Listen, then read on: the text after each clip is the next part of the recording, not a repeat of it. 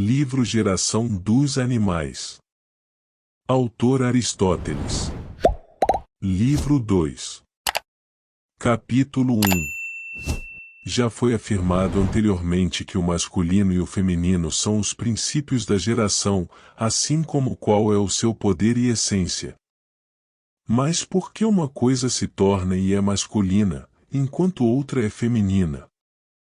É o objetivo de nossa discussão, ao avançar, tentar apontar que os sexos surgem da necessidade da primeira causa eficiente, de que tipo de material eles são formados. O fato de eles existirem porque é melhor e por causa da causa final nos remete a um princípio ainda mais remoto. Agora, algumas coisas existentes são eternas e divinas, enquanto outras admitem tanto existência quanto não existência. Mas aquilo que é nobre e divino é sempre, por sua própria natureza, a causa do melhor em coisas que admitem ser melhores ou piores, e o que não é eterno admite existência e não existência, e pode participar do melhor e do pior. E a alma é melhor que o corpo, e viver, tendo alma, é consequentemente melhor do que o inanimado que não a possui, e ser é melhor do que não ser, viver do que não viver. Estas são, então, as razões da geração dos animais. Pois, como é impossível que tal classe de coisas como os animais seja de natureza eterna, portanto, aquilo que vem a existir é eterno da única maneira possível. Agora, é impossível que seja eterno como um indivíduo, embora é claro que a essência real das coisas esteja no indivíduo, ou se fosse tal, seria eterno, mas é possível como uma espécie. É por isso que sempre existe uma classe de homens, animais e plantas. Mas, como as essências masculina e feminina são os primeiros princípios dessas, elas existirão nos indivíduos existentes em prol da geração. Novamente, como a primeira causa eficiente ou móvel, a qual pertencem a definição e a forma, é melhor e mais divina em sua natureza do que o material sobre o qual trabalha, é melhor que o princípio superior seja separado do inferior. Portanto, onde quer que seja possível e até onde for possível, o masculino é separado do feminino. Pois o primeiro princípio do movimento, ou causa eficiente, pelo qual aquilo que vem a existir é masculino, é melhor e mais divino do que o material pelo qual é feminino. No entanto, o masculino se une e se mistura com o feminino para o trabalho de geração, porque isso é comum a ambos. Uma coisa vive, então, em virtude de participar dos princípios masculino e feminino, portanto, mesmo as plantas têm algum tipo de vida, ou mais a classe dos animais existe em virtude da percepção sensorial. Os sexos são divididos em quase todos aqueles que podem se mover, pelas razões já mencionadas, e alguns deles, como dito antes, emitem sêmen na cópula, outros não. A razão disso é que os animais superiores são mais independentes em sua natureza, de modo que têm maior tamanho, e isso não pode existir sem calor vital, pois o corpo maior requer mais força para movê-lo, e o calor é uma força motriz. Portanto, fazendo uma visão geral, podemos dizer que os animais sanguíneos são de maior tamanho do que os animais sem sangue, e aqueles que se movem mais do que aqueles que permanecem fixos. E estes são exatamente os animais que emitem sêmen por causa de seu calor e tamanho. Isso é tudo para a causa da existência dos dois sexos. Alguns animais levam à perfeição e produzem no mundo uma criatura como eles mesmos, como todos aqueles que trazem seus filhotes vivos ao mundo, outros produzem algo não desenvolvido que ainda não adquiriu sua própria forma, ou nesta última divisão, os sanguíneos põem ovos, os animais sem sangue põem um ovo ou dão à luz a uma escólex. A diferença entre o ovo e a escólex é esta: um ovo é da parte da qual o jovem vem a existir, o resto sendo alimento para ele, ou mais toda a escólex se desenvolve no jovem animal completo. dos vivíparos, que trazem ao mundo um animal como eles mesmos. Alguns são vivíparos internos, como homens, cavalos, gado, e de animais marinhos golfinhos e os outros cetáceos. Outros primeiro põem ovos dentro de si mesmos, e somente depois disso são vivíparos externos, como os peixes cartilaginosos. Entre os ovíparos, alguns produzem o ovo em condição perfeita, como aves e todos os quadrúpedes e animais sem pés ovíparos, como lagartos e tartarugas e a maioria das cobras, pois os ovos de todos estes não aumentam depois de postos. Os ovos de outros são imperfeitos, tais são os dos peixes, crustáceos e cefalópodes, pois seus ovos aumentam após serem produzidos. Todos os vivíparos são sanguíneos, e os sanguíneos são ovivíparos ou ovíparos, exceto aqueles que são completamente inférteis. Entre os animais sem sangue, os insetos produzem uma escólex, tanto aqueles que são gerados por cópula quanto aqueles que se copulam sem serem gerados dessa forma. Pois existem alguns insetos desse tipo, que embora venham à existência por geração espontânea, são ainda machos e fêmeas, e de sua união, algo é produzido, apenas é imperfeito. A razão disso foi mencionada anteriormente. Essas classes admitem muita subdivisão cruzada. Nem todos os bípedes são vivíparos, pois as aves são ovíparas, nem todos são ovíparos, pois o homem é vivíparo, nem todos os quadrúpedes são ovíparos, pois cavalos, gado e inúmeros outros são vivíparos, nem todos são vivíparos, pois lagartos, crocodilos e muitos outros põem ovos. Nem a presença ou ausência de pés faz a diferença entre eles, pois não apenas alguns animais sem pés são vivíparos, como víboras e peixes cartilaginosos, enquanto outros são ovíparos, como os outros peixes e serpentes, mas também entre aqueles que têm pés muitos são ovíparos e muitos vivíparos, como os quadrúpedes mencionados acima. E alguns que têm pés, como o homem, e alguns que não têm, como a baleia e o golfinho, são vivíparos internamente. Por esse caractere, então, não é possível dividi-los, nem é nenhum dos órgãos locomotores a causa dessa diferença, mas são os animais que são mais perfeitos em sua natureza e participam de um elemento mais puro que são vivíparos, pois nada é vivíparo internamente a menos que receba e expire ar. Mas os mais perfeitos são aqueles que são mais quentes em sua natureza e têm mais umidade e não são terrosos em sua composição. E a medida do calor natural é o pulmão quando tem sangue nele, pois geralmente os animais que têm pulmão são mais quentes do que aqueles que não têm, e na primeira classe, novamente, aqueles cujo pulmão não é esponjoso nem sólido nem contém apenas um pouco de sangue, mas é macio e cheio de sangue. E assim como o animal é perfeito, mas o ovo e a escólex são imperfeitos, o perfeito é produzido naturalmente a partir do mais perfeito. Se os animais são mais quentes, como mostrado por possuírem pulmão, mas mais secos em sua natureza, ou são mais frios, mas têm mais umidade, então eles põem um ovo perfeito ou são vivíparos depois de pôr um ovo dentro de si mesmos. Pois aves e répteis escamosos por causa de seu calor produzem um ovo perfeito, mas por causa de sua secura é apenas um ovo. Os peixes cartilaginosos têm menos calor do que estes, mas mais umidade, então eles são intermediários, pois são tanto ovíparos quanto vivíparos dentro de si mesmos, os primeiros porque são frios, os últimos por causa de sua umidade, pois a umidade é vivificante, enquanto a secura está mais distante do que tem vida. Como eles não têm penas nem escamas como os répteis ou outros peixes têm, todos os quais são sinais mais de uma natureza seca e terrosa, o ovo que produzem é macio, pois a matéria terrosa não chega à superfície em seus ovos assim como em si mesmos. É por isso que eles põem ovos em si mesmos, pois se o ovo fosse posto externamente, seria destruído, não tendo proteção. Os animais que são frios e mais secos do que úmidos também põem ovos, mas o ovo é imperfeito, ao mesmo tempo, porque são de natureza terrosa e o ovo que produzem é imperfeito, portanto ele possui um invólucro duro para ser preservado pela proteção da cobertura semelhante a uma casca.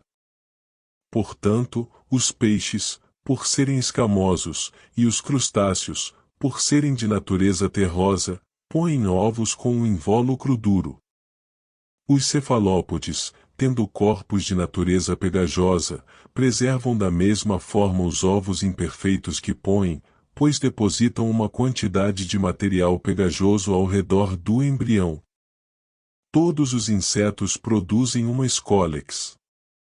Agora, todos os insetos são sem sangue, portanto, todas as criaturas que produzem uma escólex de si mesmas também são.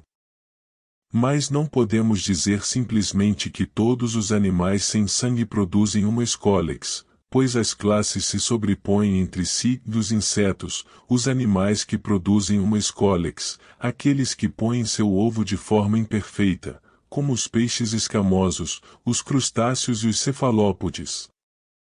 Digo que estes formam uma graduação, pois os ovos destes últimos se assemelham a uma escólex, visto que aumentam após a oviposição, e a escólex dos insetos, quando se desenvolve, se assemelha a um ovo. Como isso ocorre, explicaremos mais tarde. Devemos observar como a natureza ordena corretamente a geração em uma graduação regular. Os animais mais perfeitos e mais quentes geram seus filhotes perfeitos em termos de qualidade, se em termos de quantidade isso não ocorre com nenhum animal, pois os filhotes sempre aumentam de tamanho após o nascimento, e esses geram animais vivos dentro de si desde o início. A segunda classe não gera animais perfeitos dentro de si desde o início, pois são apenas vivíparos após porem ovos, mas ainda assim são vivíparos externamente. A terceira classe não produz um animal perfeito, mas um ovo, e este ovo é perfeito. Aqueles cuja natureza é ainda mais fria do que estes produzem um ovo, mas um imperfeito, que é aperfeiçoado fora do corpo, como a classe dos peixes escamosos, os crustáceos e os cefalópodes. A quinta e mais fria classe nem mesmo põe um ovo de si mesma, mas até onde os filhotes atingem essa condição, é fora do corpo dos pais, como já foi dito anteriormente. Pois os insetos produzem uma escólex primeiro, a escólex, após se desenvolver, torna-se semelhante a um ovo, pois a chamada crisálida ou pulpa é equivalente a um ovo, e então é a partir disso que um animal perfeito surge, alcançando o final de seu desenvolvimento na segunda mudança. Alguns animais, como mencionado anteriormente, não surgem do sêmen, mas todos os sanguíneos que são gerados por cópula o fazem, ou o macho emite sêmen na fêmea e, quando este entra nela, os jovens são formados e assumem seu caráter peculiar, alguns dentro dos próprios animais quando são vivíparos, outros em ovos. Há uma considerável dificuldade em entender como a planta é formada a partir da semente ou qualquer animal a partir do sêmen. Tudo o que surge ou é feito deve ser feito de algo, ser feito pela agência de algo e se tornar algo. Agora, aquilo de que é feito é um material, ou alguns animais têm isso em sua forma inicial dentro de si mesmos, obtendo-o da mãe, como todos aqueles que não nascem vivos, mas são produzidos como uma escólex ou um ovo, ou outros o recebem da mãe por um longo tempo por sucção, como os jovens de todos aqueles que não são apenas vivíparos externos, mas também internos. Este, então, é o material do qual as coisas surgem, mas agora estamos indagando não de que material são feitas as partes de um animal, mas por qual agência. Ou é algo externo que as faz, ou algo existente no fluido seminal e no sêmen, e isso deve ser alma ou uma parte da alma, ou algo que contém a alma. Parece racional supor que algum dos órgãos internos ou outras partes seja feito por algo externo, já que uma coisa não pode iniciar um movimento em outra sem tocá-la, nem uma coisa pode ser afetada de alguma forma por outra se não iniciar um movimento nela. Portanto, algo do tipo que precisamos existe no próprio embrião, sendo ou parte dele ou separado dele. Supor que deva ser algo separado é irracional. Pois depois que o animal foi produzido, este algo perece ou permanece nele? Mas nada do tipo parece estar nele, nada que não seja parte do todo da planta ou animal. No entanto, por outro lado, é absurdo dizer que ele perece após fazer todas as partes ou apenas algumas delas. Se ele faz algumas partes e depois perece, o que fará o restante delas?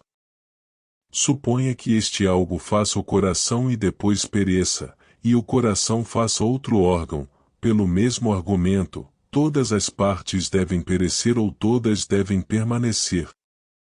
Portanto, ele é preservado e não perece. Portanto, é uma parte do próprio embrião que existe no sêmen desde o início, e se de fato não há parte da alma que não existe em alguma parte do corpo, também seria uma parte contendo alma desde o início. Como, então, ele faz as outras partes? Ou todas as partes, como coração, pulmão, fígado, óleo e todas as outras, surgem juntas ou sucessivamente, como é dito no verso atribuído a Orfeu, pois lá ele diz que um animal surge da mesma forma que o tricotar de uma rede.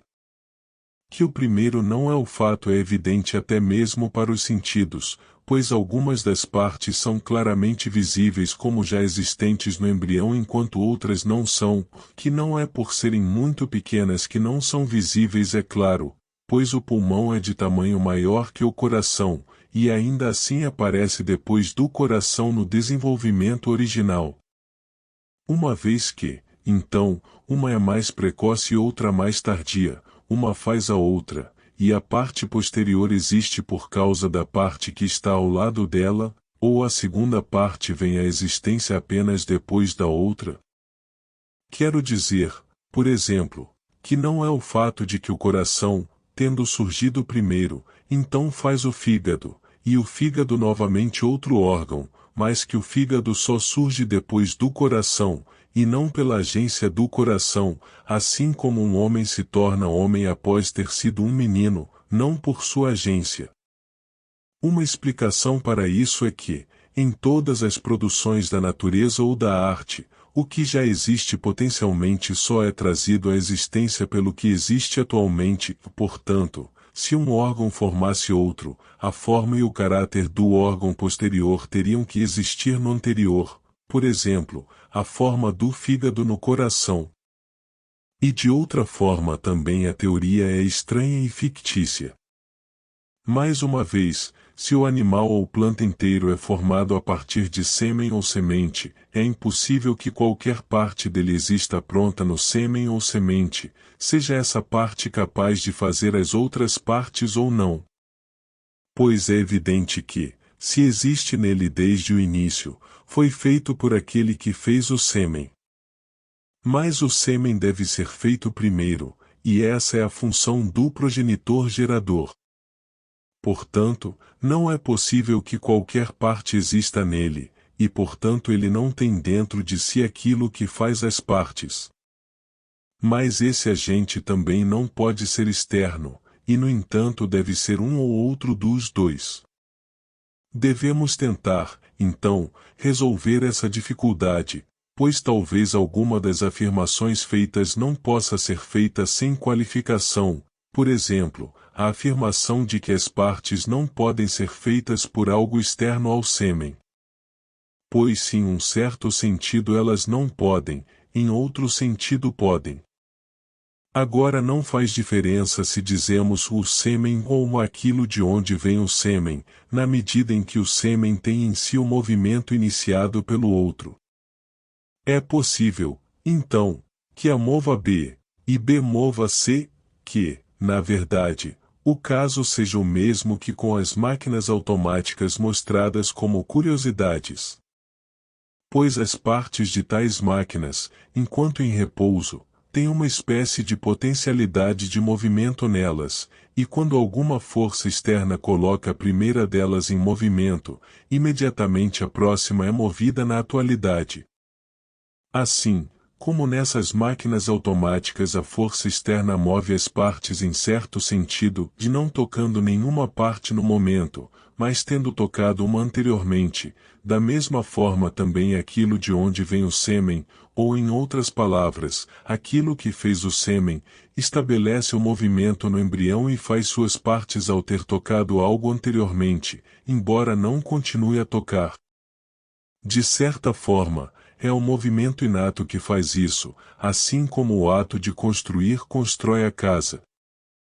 Claramente, então, enquanto há algo que faz as partes, isso não existe como um objeto definido, nem existe no sêmen no início como uma parte completa. Mas como cada parte é formada?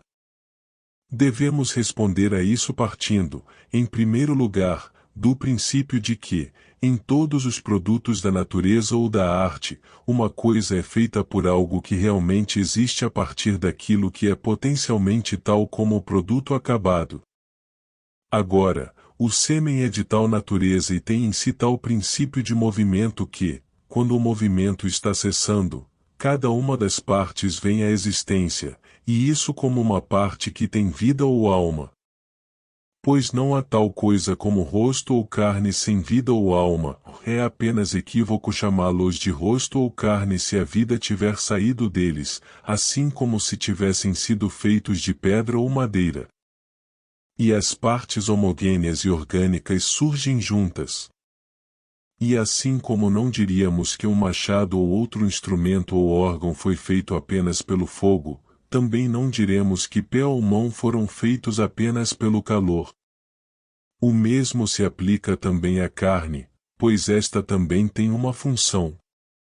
Embora possamos admitir que a dureza e a maciez, a pegajosidade e a fragilidade, e quaisquer outras qualidades encontradas nas partes que têm vida e alma, possam ser causadas apenas pelo calor e pelo frio, quando chegamos ao princípio em virtude do qual a carne é carne e o osso é osso, isso já não é mais assim, o que os faz é o movimento estabelecido pelo progenitor masculino, que está na atualidade o que aquilo a partir do qual a descendência é feita é em potencialidade.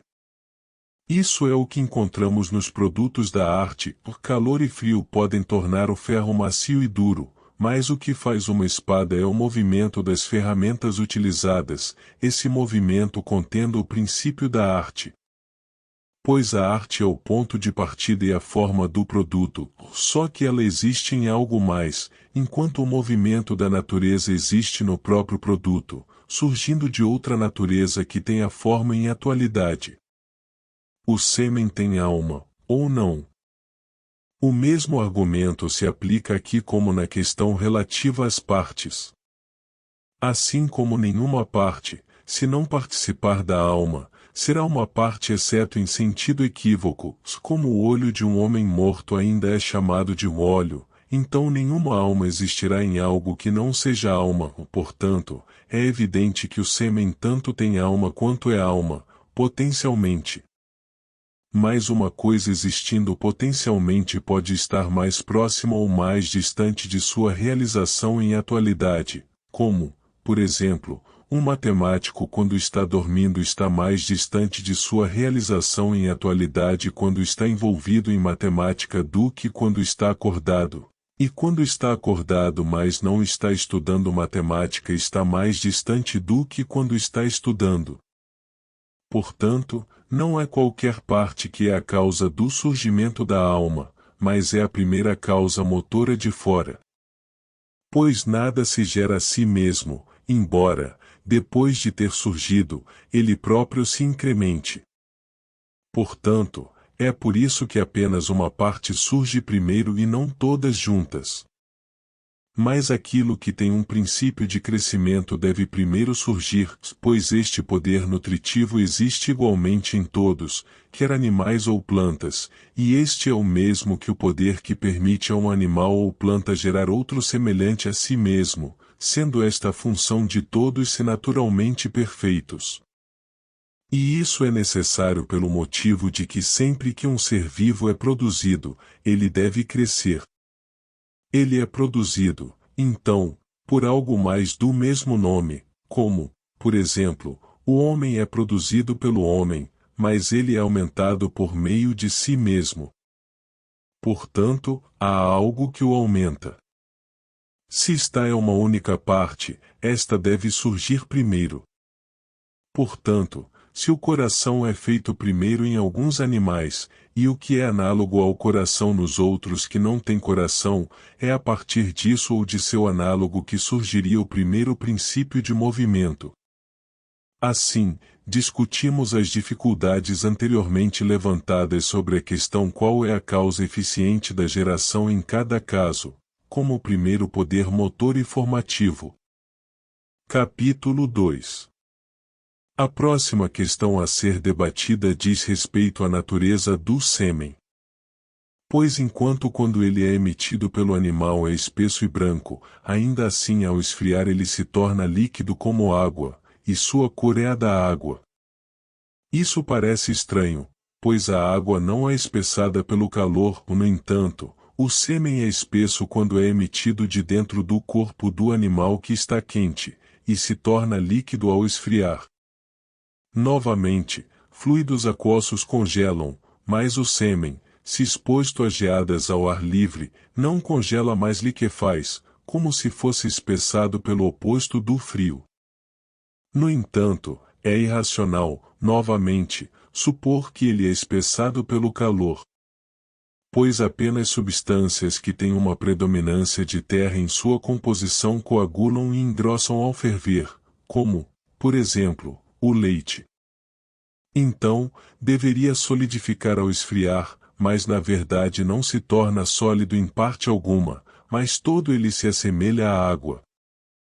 Esta é, então, a dificuldade. Se é água, a água evidentemente não se espessa pelo calor, enquanto o sêmen é espesso e tanto ele quanto o corpo de onde ele emana estão quentes. Se é feito de terra ou de uma mistura de terra e água, não deveria liquefazer completamente e se tornar água. Talvez, no entanto, não tenhamos discriminado todas as possibilidades. Não são apenas os líquidos compostos de água e matéria terrestre que engrossam, mas também aqueles compostos de água e ar, por exemplo, a espuma torna-se mais espessa e branca, e quanto menores e menos visíveis forem as bolhas nela, mais branca e firme a massa aparece.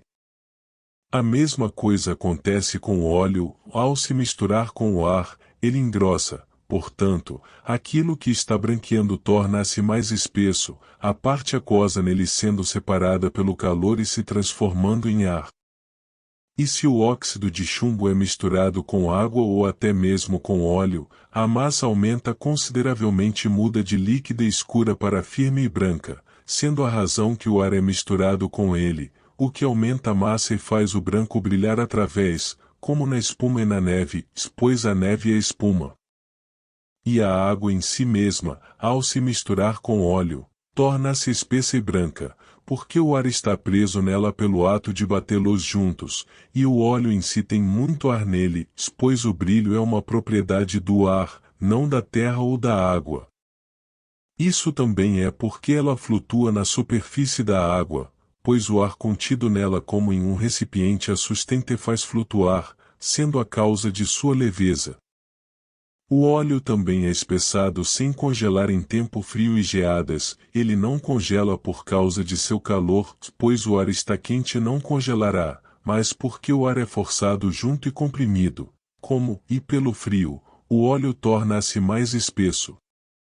Essas são as razões pelas quais o sêmen é firme e branco quando é emitido de dentro do animal, ele tem uma quantidade de ar quente nele por causa do calor interno, ou depois, quando o calor evapora e o ar esfria, ele se torna líquido escuro, pois a água, e qualquer pequena quantidade de matéria terrestre que possa existir, permanecem no sêmen conforme ele seca, como acontece com o muco.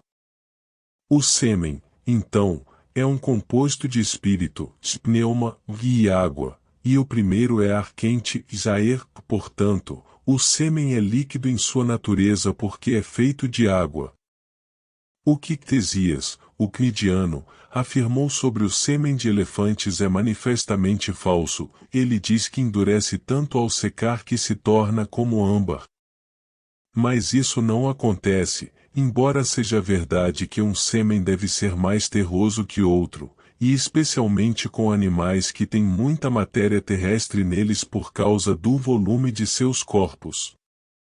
E é espesso e branco porque é misturado com espírito, pois também é uma regra invariável que seja branco, e Heródoto não relata a verdade quando diz que o sêmen dos etíopes é negro, como se tudo precisasse ser negro naqueles que têm pele negra, e isso quando viu que os dentes deles eram brancos.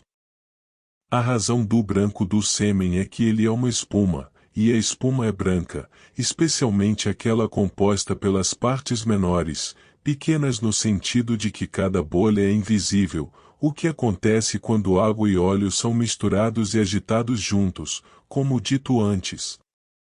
Até mesmo os antigos parecem ter notado que o sêmen é da natureza da espuma, pelo menos foi a partir disso que nomearam a deusa que preside a união.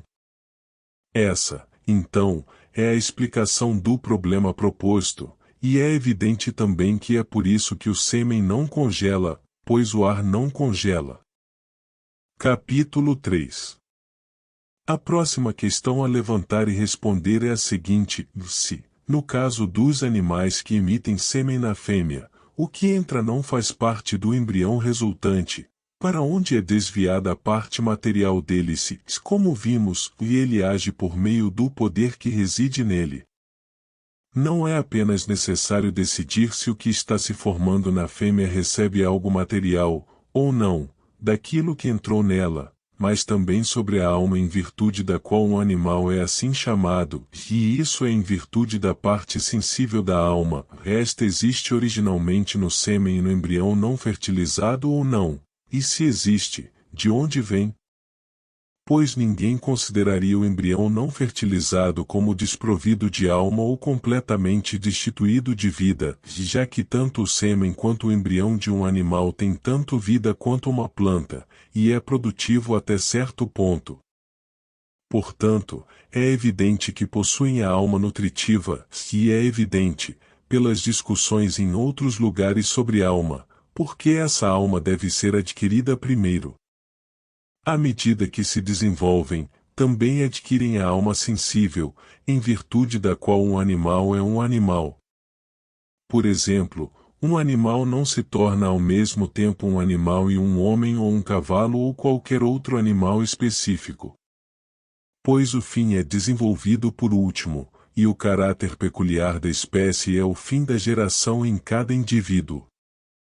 Daí surge uma questão de extrema dificuldade, que devemos nos esforçar para resolver da melhor forma possível e até onde for possível. Quando e como e de onde é adquirida uma participação na razão por aqueles animais que participam desse princípio? É evidente que o sêmen e o embrião não fertilizado, enquanto ainda separados um do outro, devem ser considerados como tendo a alma nutritiva potencialmente, mas não atualmente, exceto que, como aqueles embriões não fertilizados que são separados da mãe e ele absorve nutrientes e desempenha a função da alma nutritiva. Pois inicialmente todos esses embriões parecem viver a vida de uma planta. E fica claro que devemos nos orientar por isso ao falar da alma sensível e racional. Pois todos os três tipos de alma, não apenas a nutritiva, devem ser possuídos potencialmente antes de serem possuídos atualmente. E é necessário que todos eles venham a existir no embrião sem existirem anteriormente fora dele, ou que todos eles existam anteriormente, ou que alguns existam assim e outros não. Novamente, é necessário que eles venham a existir no material fornecido pela fêmea sem entrar com o sêmen do macho, ou venham do macho e sejam impartidos ao material na fêmea. Se for o último caso, então ou todos eles, ou nenhum, ou alguns devem vir a existir no macho de fora. Agora que é impossível que todos eles preexistam é claro a partir desta consideração. Claramente aqueles princípios cuja atividade é corporal não podem existir sem um corpo, por exemplo, andar não pode existir sem pés. Por essa mesma razão, também não podem entrar de fora.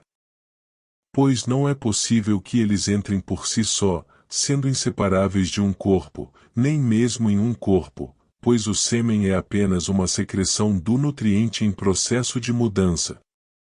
Resta então que apenas a razão entre seja divina, pois nenhuma atividade corporal tem qualquer conexão com a atividade da razão. Agora é verdade que a faculdade de todos os tipos de alma parece ter uma conexão com uma matéria diferente e mais divina do que os chamados elementos, mas assim como uma alma difere da outra em honra e desonra, também difere a natureza da matéria correspondente. Todos têm em seu sêmen aquilo que o torna produtivo, quero dizer o que é chamado de calor vital. Isso não é fogo nem qualquer força semelhante, mas é o espírito incluído no sêmen e semelhante à espuma, e o princípio natural no espírito, sendo análogo ao elemento das estrelas. Portanto, enquanto o fogo não gera nenhum animal e não encontramos qualquer ser vivo se formando em sólidos ou líquidos sob a influência do fogo, o calor do sol e o dos animais os gera. Isso é verdade não apenas para o calor que age através do sêmen, mas qualquer outro resíduo da natureza animal que haja, também possui um princípio vital nele.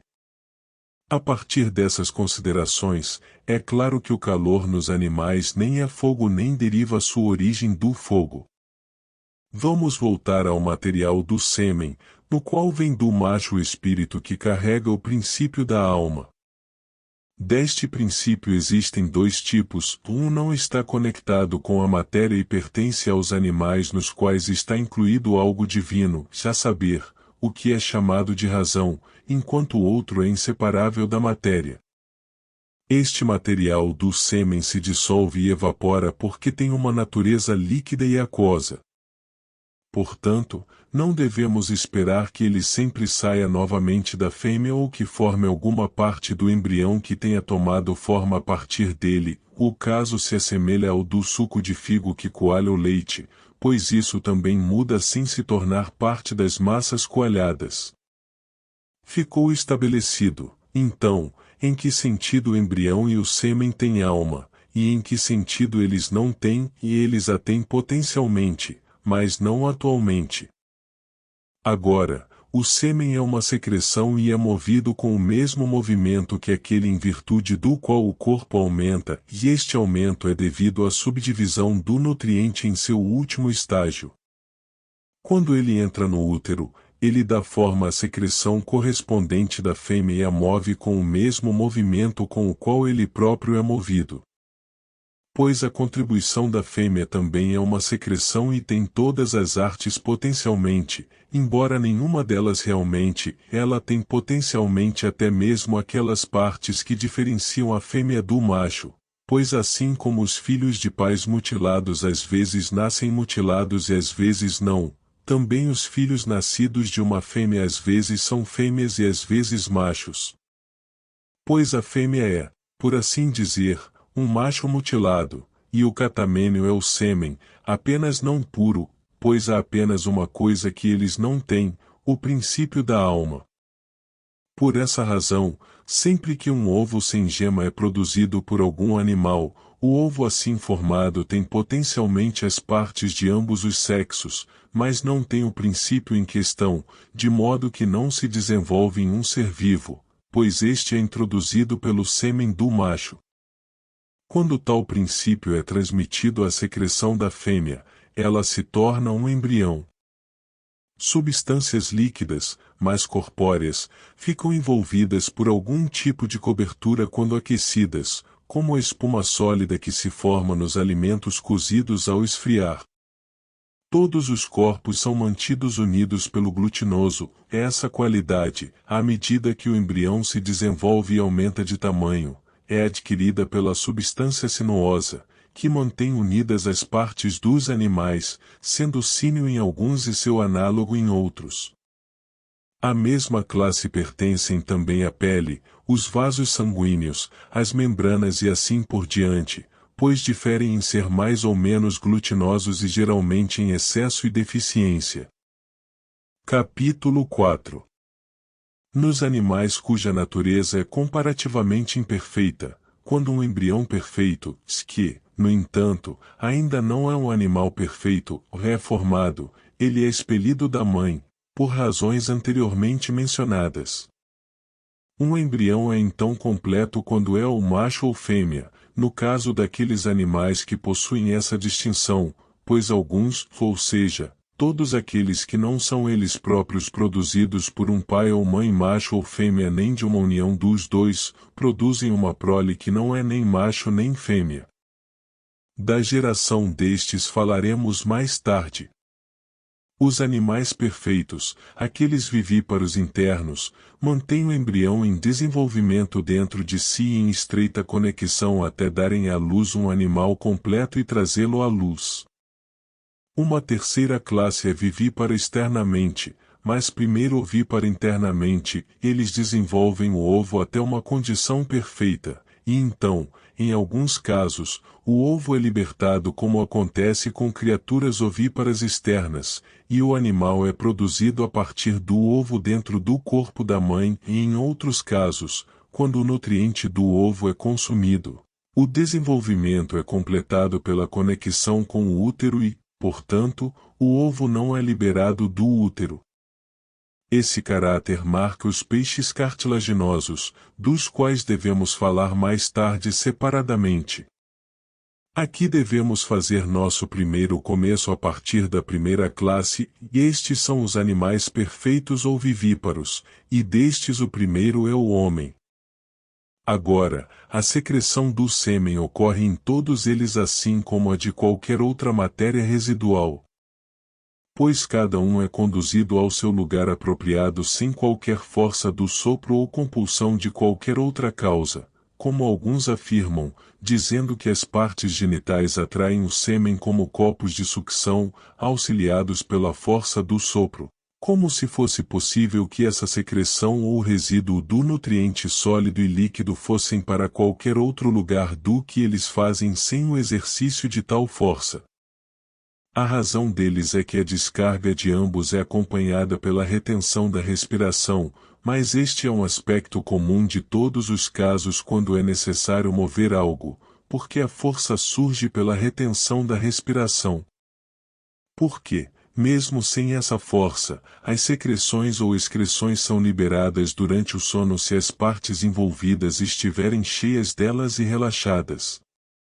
Poder-se-ia muito bem dizer que é pelo sopro que as sementes das plantas são sempre segregadas para os lugares onde estão acostumadas a dar frutos. Não, a causa real, como já foi dito, é que há partes especiais para receber todas as secreções, tanto as inúteis, como os resíduos do nutriente líquido e sólido, quanto o sangue, que possui os chamados vasos sanguíneos. Para considerar agora a região do útero na fêmea, os dois vasos sanguíneos, o grande vaso e a aorta, dividem-se mais acima, e muitos vasos finos deles terminam no útero. Estes se tornam supercarregados pelo nutriente que eles transportam, nem a natureza feminina consegue cozinhar, porque é mais fria que a do homem, e então o sangue é excretado através de vasos muito finos para o útero, estes sendo incapazes, devido à sua estreiteza, de receber a quantidade excessiva, e o resultado é uma espécie de hemorragia. O período não é definido com precisão nas mulheres, mas tende a retornar durante o declínio da lua. Isso é o que devemos esperar, pois os corpos dos animais estão mais frios quando o ambiente acontece de se tornar assim, e o tempo de mudança de um mês para outro é frio por causa da ausência da lua, daí também resulta que esse tempo é mais tempestuoso do que o meio do mês. Quando então o resíduo do nutriente se transformou em sangue, os catameniais tendem a ocorrer no período mencionado acima, mas quando não é cozido um pouco de cada vez está sempre saindo, e é por isso que os obrancos só aparecem nas fêmeas enquanto ainda pequenos, de fato, meras crianças. Se ambas essas descargas das secreções forem moderadas, o corpo permanece em boa saúde, pois agem como purificação das secreções que são as causas de um estado mórbido do corpo. Se eles não ocorrerem de forma alguma ou se forem excessivos, são prejudiciais, causando doença ou derrubando o paciente, ou daí os brancos, se contínuos e excessivos, impedem as meninas de crescerem.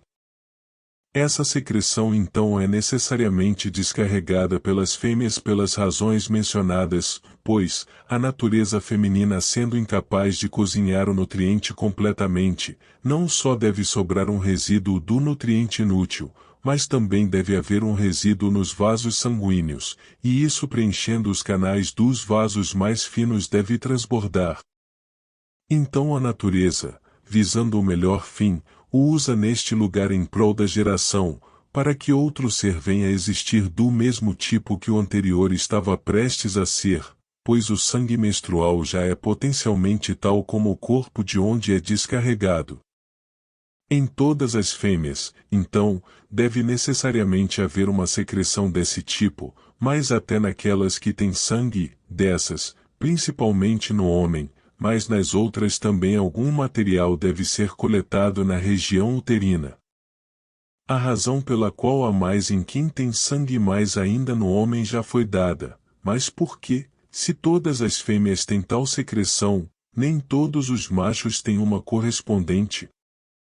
Pois alguns deles não emitem sêmen, mas, assim como aqueles que o emitem, moldam pelo movimento no sêmen a massa formadora a partir do material fornecido pela fêmea, assim também os animais em questão fazem o mesmo e exercem o mesmo poder formativo pelo movimento dentro de si naquela parte de onde o sêmen é secretado. Esta é a região ao redor do diafragma em todos os animais que têm um, pois o coração ou seu análogo é o primeiro princípio de um corpo natural, enquanto a parte inferior é apenas uma adição para o bem dele. Agora, a razão pela qual nem todos os machos têm uma secreção generativa, enquanto todas as fêmeas têm, é que o animal é um corpo com alma ou vida, a fêmea sempre fornece o material, o macho aquilo que o molda, pois este é o poder que dizemos que cada um possui, e é isso que se entende ao chamá-los de macho e fêmea. Assim, enquanto é necessário para a fêmea fornecer um corpo e uma massa material, não é necessário para o macho, porque não está dentro do trabalho de arte ou do embrião que as ferramentas ou o fabricante devem existir. Enquanto o corpo é da fêmea, é a alma que é do macho, pois a alma é a realidade de um corpo específico. Por essa razão, se animais de tipos diferentes são cruzados, e isso é possível quando os períodos de gestação são iguais e a concepção ocorre quase na mesma estação e não há grande diferença na dos animais, o primeiro cruzamento tem uma semelhança comum com ambos os pais, como o híbrido entre raposa e cão, perdiz e galinha doméstica, mas com o tempo e uma geração surgindo de outra. O resultado final se assemelha à fêmea em forma, assim como sementes estrangeiras produzem plantas variando de acordo com o país em que são semeadas. Pois é o solo que dá às sementes o material e o corpo da planta. E, portanto, a parte da fêmea que recebe o sêmen não é apenas um mero passagem, mas o útero tem uma largura considerável, enquanto os machos que emitem sêmen têm apenas passagens para esse fim, e essas são sem sangue. Cada uma das secreções se torna tal no momento em que está no lugar adequado, ou antes disso, não há nada parecido, a menos que com muita violência e contrário à natureza. Assim, explicamos a razão pela qual as secreções genitais são formadas nos animais. Mas quando o sêmen do macho, nos animais que emitem sêmen, entra, ele dá forma à parte mais pura da secreção feminina, pois a maior parte dos catameniais também é inútil e fluida, assim como a parte mais fluida da secreção masculina, ou seja, em uma única ejaculação, a descarga anterior é, na maioria dos casos, mais propensa a ser infértil do que a posterior, tendo menos calor vital devido à falta de cocção, enquanto aquilo que é cocido é espesso e de natureza mais material. Se não houver descarga externa, seja em mulheres ou em outros animais, devido à falta de matéria inútil e supérflua na secreção, então a quantidade formada dentro da fêmea é tanto quanto o que é retido naqueles animais que têm uma descarga externa, e isso é moldado pelo poder do macho residindo no sêmen secretado por ele, ou, como é claramente visto acontecer em alguns insetos, pela parte na fêmea análoga ao útero sendo inserida no macho. Já foi afirmado anteriormente que a descarga acompanhando o prazer sexual na fêmea não contribui em nada para o embrião. O principal argumento para a visão oposta é que o que são chamados de sonhos ruins ocorrem à noite com mulheres assim como com homens, mas isso não é uma prova, pois a mesma coisa acontece também com jovens que ainda não ejaculam, e com aqueles que ejaculam, mas cujo sêmen é infértil. É impossível conceber sem a emissão do macho em união e sem a secreção do material feminino correspondente, seja ele descarregado externamente ou se houver apenas o suficiente dentro do corpo. As mulheres concebem, no entanto, sem experimentar o prazer habitual nessa relação, se a parte estiver no calor e o útero tiver descido. Mas, em geral, o oposto é verdadeiro, porque o osso uterino não está fechado quando ocorre a descarga, que geralmente é acompanhada de prazer em mulheres, assim como em homens, e quando isso acontece, há um caminho mais fácil para o sêmen do macho ser atraído para o útero. A descarga real não ocorre dentro do útero como alguns pensam, já que o osso uterino é muito estreito, mas é na região à frente deste, onde a fêmea descarrega a umidade encontrada em alguns casos, que o macho emite o sêmen. Às vezes, ele permanece neste lugar, e em outras vezes, se o útero estiver convenientemente posicionado e quente devido à purgação dos catameniais, ele o atrai para dentro de si. Uma prova disso é que os pessários, embora úmidos quando aplicados, são removidos secos. Além disso, em todos os animais que têm o útero próximo ao hiposoma, como aves e peixes vivíparos, é impossível que o sêmen seja descarregado de forma a entrar nele, ele deve ser atraído para dentro dele. Esta região, devido ao calor que contém, atrai o sêmen. A descarga e a coleta dos catameniais também excitam calor nesta parte. Portanto, age como vasos em forma de cone que, quando lavados com água quente, com a boca voltada para baixo, atraem água para dentro de si mesmos. E este é o modo como as coisas são atraídas, mas alguns dizem que nada disso acontece com as partes orgânicas envolvidas na cópula. Precisamente o oposto é o caso daqueles que dizem que a mulher emite sêmen assim como o homem, pois se ela o emite fora do útero, então isso deve ser novamente atraído para dentro de si mesma se deve ser misturado com o sêmen do macho. Mas isso é um procedimento supérfluo, e a natureza não faz nada supérfluo.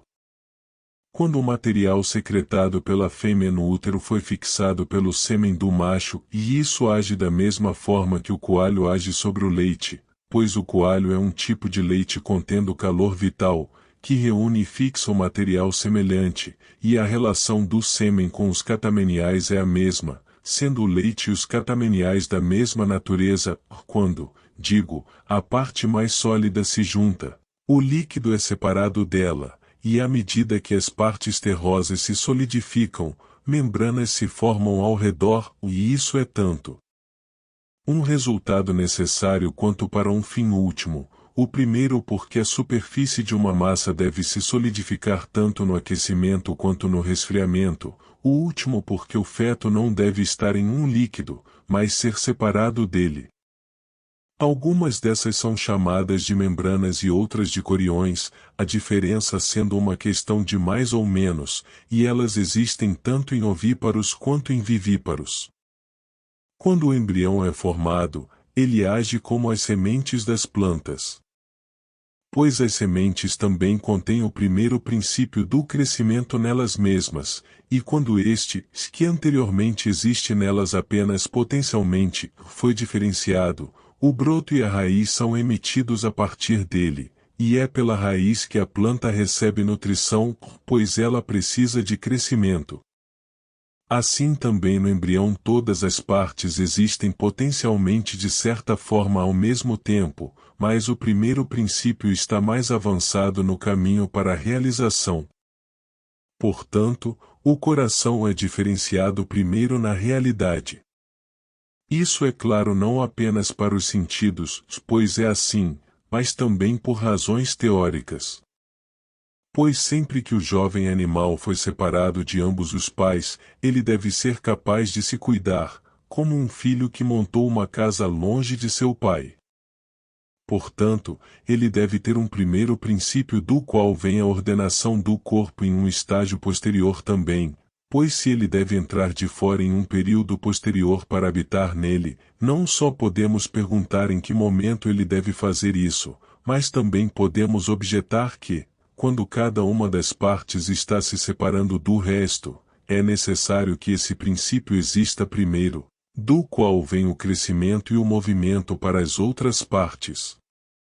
Portanto, todos os que dizem, como fez Demócrito, que as partes externas dos animais são primeiro diferenciadas e as internas depois, estão muito enganados, é como se estivessem falando de animais de pedra ou madeira.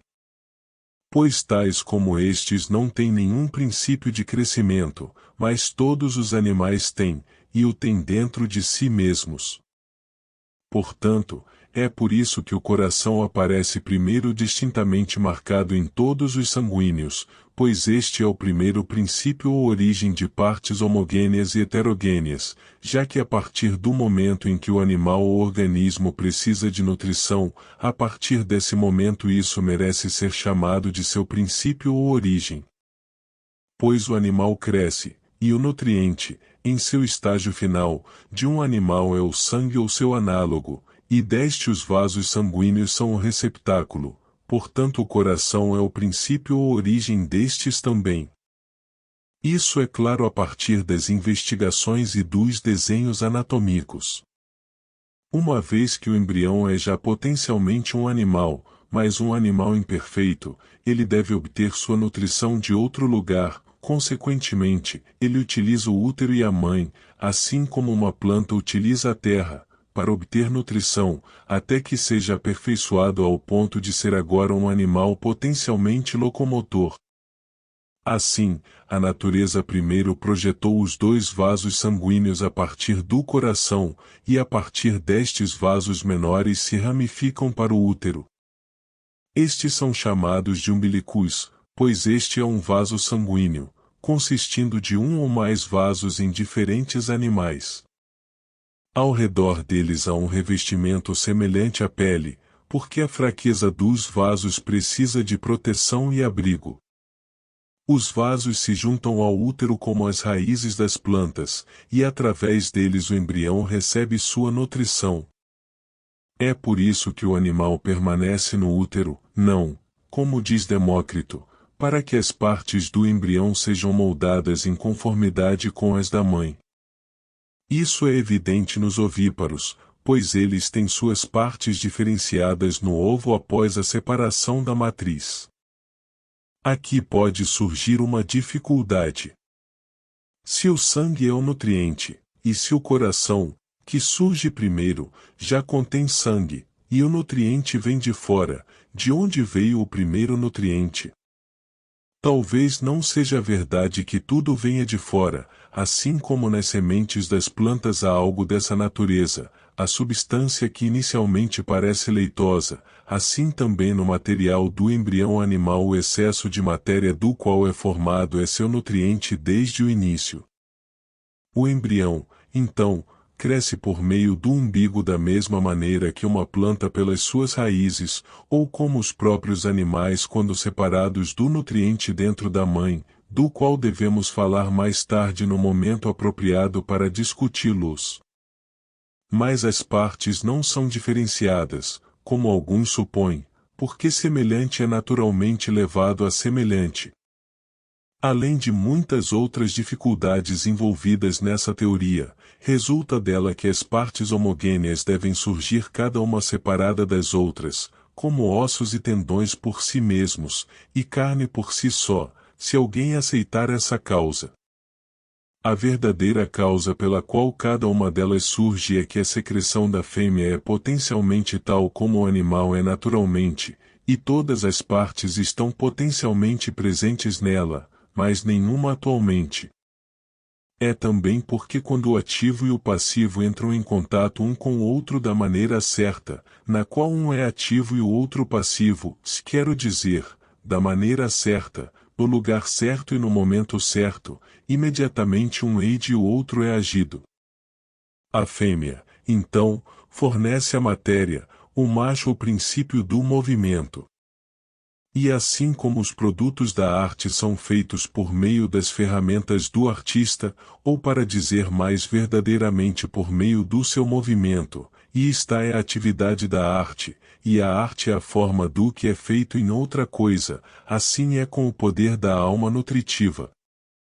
Como mais tarde no caso de animais e plantas maduras esta alma causa o crescimento do nutriente, usando o calor e o frio como suas ferramentas, pois neles está o movimento da alma, e cada coisa surge de acordo com uma certa fórmula, assim também desde o início ela forma o produto da natureza. Pois o material pelo qual este último cresce é o mesmo daquele do qual foi constituído no início, consequentemente, também o poder que age sobre ele é idêntico ao que o gerou originalmente, e se então este poder atuante é a alma nutritiva, esta é também a alma generativa, e esta é a natureza de todo organismo, existente em todos os animais e plantas. Mas as outras partes da alma existem em alguns animais, não em outros. Nas plantas, então, a fêmea não está separada do macho, mas nesses animais em que está separado o macho precisa da fêmea além disso. Capítulo 5. E ainda assim, a questão pode ser levantada sobre por que é que, se de fato a fêmea possui a mesma alma e se é a secreção da fêmea que é o material do embrião, ela precisa do macho além disso em vez de gerar inteiramente por si mesma. A razão é que o animal difere da planta por ter percepção sensorial, se a alma sensitiva não estiver presente, seja atualmente ou potencialmente, e seja com ou sem qualificação, é impossível que rosto, mão, carne, ou qualquer outra parte exista, será nada melhor do que um cadáver ou parte de um cadáver. Se então, quando os sexos estão separados, é o macho que tem o poder de fazer a alma sensitiva, é impossível para a fêmea gerar um animal apenas a partir de si mesma, pois o processo em questão foi visto envolver a qualidade masculina. Certamente que há muito na dificuldade apresentada é evidente no caso das aves que põem ovos vazios, mostrando que a fêmea pode gerar até certo ponto sem ajuda. Mas isso ainda envolve uma dificuldade, e de que maneira podemos dizer que seus ovos vivem? Não é possível que vivam da mesma forma que ovos férteis, pois então produziriam um pintinho realmente vivo, nem podem ser chamados de ovos apenas no sentido em que um ovo de madeira ou pedra é assim chamado, pois o fato de que esses ovos estragam mostra que eles participam anteriormente de alguma forma da vida. É evidente, então, que eles têm alguma alma potencialmente. Que tipo de alma será essa? Deve ser a mais baixa certamente, E esta é a nutritiva, pois esta existe em todos os animais e plantas igualmente. Por que então ela não aperfeiçoa as partes e o animal? Porque elas devem ter uma alma sensitiva, pois as partes dos animais não são como as de uma planta. E assim, a fêmea animal precisa da ajuda do macho, pois nesses animais dos quais estamos falando o macho é separado. Isso é exatamente o que encontramos, pois os ovos vazios se tornam férteis se o macho fecundar a fêmea em um determinado espaço de tempo.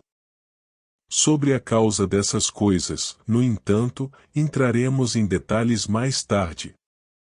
Se houver algum tipo de animal que seja fêmea e não tenha um macho separado dela, é possível que este possa gerar um filhote de si mesmo sem cópula. Nenhum exemplo disso digno de crédito foi observado até o presente momento, pelo menos, mas um caso na classe dos peixes nos faz hesitar. Nunca foi visto um macho do chamado Erythrinus, mas fêmeas e exemplares cheios de ovas foram observados. No entanto, até o momento, não temos prova digna de crédito disso. Novamente, alguns membros da classe dos peixes não são nem machos nem fêmeas, como enguias e um tipo de tainhas encontradas em águas paradas. Mas sempre que os sexos são separados, a fêmea não pode gerar perfeitamente sozinha, pois então o macho existiria em vão, e a natureza não faz nada em vão. Portanto, em tais animais, o macho sempre aperfeiçoa o trabalho de geração, pois ele imparte a alma sensitiva, seja por meio do sêmen ou sem ele. Agora, as partes do embrião já existem potencialmente no material, e assim que o princípio do movimento lhes é concedido, elas se desenvolvem em uma cadeia uma após a outra, como as rodas são movidas uma pela outra nas máquinas automáticas. Quando alguns dos filósofos naturais dizem que o semelhante é trazido ao semelhante, isso deve ser entendido, não no sentido de que as partes são movidas mudando de lugar, mas que permanecem onde estão e o movimento é uma mudança de qualidade, como maciez, dureza, cor e outras diferenças das partes homogêneas, e assim, elas se tornam na realidade o que antes eram potencialmente. E o que surge primeiro é o primeiro princípio, este é o coração nos sanguíneos e seu análogo no resto, como já foi dito muitas vezes anteriormente. Isso é evidente não apenas para os sentidos, que é o primeiro a surgir, mas também em vista de seu fim, pois a vida falha no coração por último de tudo, e acontece em todos os casos que o que surge por último falha primeiro, e o primeiro por último, a natureza seguindo um curso duplo, por assim dizer, e voltando ao ponto de onde começou. Pois o processo de tornar-se é do não existente para o existente, e o de perecer é de volta do existente para o não existente. Capítulo 6. Após isso, como já dito, as partes internas surgem antes das externas. As maiores se tornam visíveis antes das menores, mesmo que algumas delas não surjam antes delas. Primeiro, as partes acima do hiposoma são diferenciadas e são superiores em tamanho, a parte abaixo é tanto menor quanto menos diferenciada. Isso acontece em todos os animais nos quais existe a distinção de superior e inferior, exceto nos insetos, o crescimento daqueles que produzem um escólex em direção à parte superior, pois esta é menor no início. Os cefalópodes são os únicos animais locomotivos nos quais a distinção de superior e inferior não existe. O que foi dito se aplica também às plantas, que a porção superior é desenvolvida antes da inferior, pois as raízes se projetam a partir da semente antes dos brotos. O agente pelo qual as partes dos animais são diferenciadas é o ar, não, entretanto, o da mãe nem mesmo do próprio embrião, como alguns dos físicos dizem. Isso é manifesto em aves, peixes e insetos. pois alguns destes são separados da mãe e produzidos a partir de um ovo, dentro do qual a diferenciação ocorre. Outros animais não respiram de forma alguma, mas são produzidos como um escólex ou um ovo, ou aqueles que respiram e cujas partes são diferenciadas dentro do útero da mãe ainda não respiram até que o pulmão seja aperfeiçoado, e o pulmão e as partes anteriores são diferenciados antes de respirarem. Além disso, todos os quadrúpedes polidáctilos, como cão, leão, lobo, raposa, chacal, produzem seus filhotes cegos, e as pálpebras não se separam até após o nascimento. Evidentemente, o mesmo se aplica também a todas as outras partes, assim como a diferença qualitativa, também a diferença quantitativa surge, preexistindo potencialmente mas sendo atualizada posteriormente pelas mesmas causas pelas quais a distinção qualitativa é produzida, e assim as pálpebras se tornam duas em vez de uma. Claro, o ar deve estar presente, porque o calor e a umidade estão presentes, sendo o primeiro agindo e o último sendo agido. Alguns dos antigos filósofos da natureza tentaram declarar qual parte vem à existência após qual, mas não estavam suficientemente familiarizados com os fatos. É com as partes como com outras coisas, uma naturalmente existe antes de outra. Mas a palavra anterior é usada em mais de um sentido. Pois há uma diferença entre o fim ou causa final e aquilo que existe em função dele, este último é anterior na ordem de desenvolvimento, o primeiro é anterior na realidade. Novamente, aquilo que existe em função do fim admite uma divisão em duas classes, a origem do movimento, aquilo que é usado pelo fim, quero dizer, por exemplo, aquilo que pode gerar, aquilo que serve como instrumento para o que é gerado, pois aquele que faz deve existir primeiro, como o professor antes do aluno, e o outro depois, como os tubos são mais tarde do que aquele que aprende a tocá-los, pois é supérfluo que homens que não sabem tocar tenham tubos.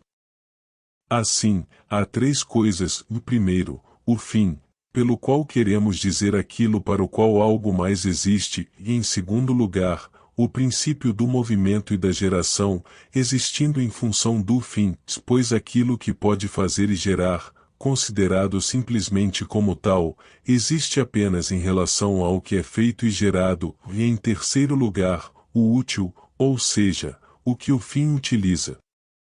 Portanto, deve primeiro existir alguma parte na qual esteja o princípio do movimento, digo uma parte porque está desde o início uma parte do fim e também a parte mais importante, e em seguida, após isso, o todo e o fim, e em terceiro e último lugar, as partes orgânicas que servem a estes para certos usos.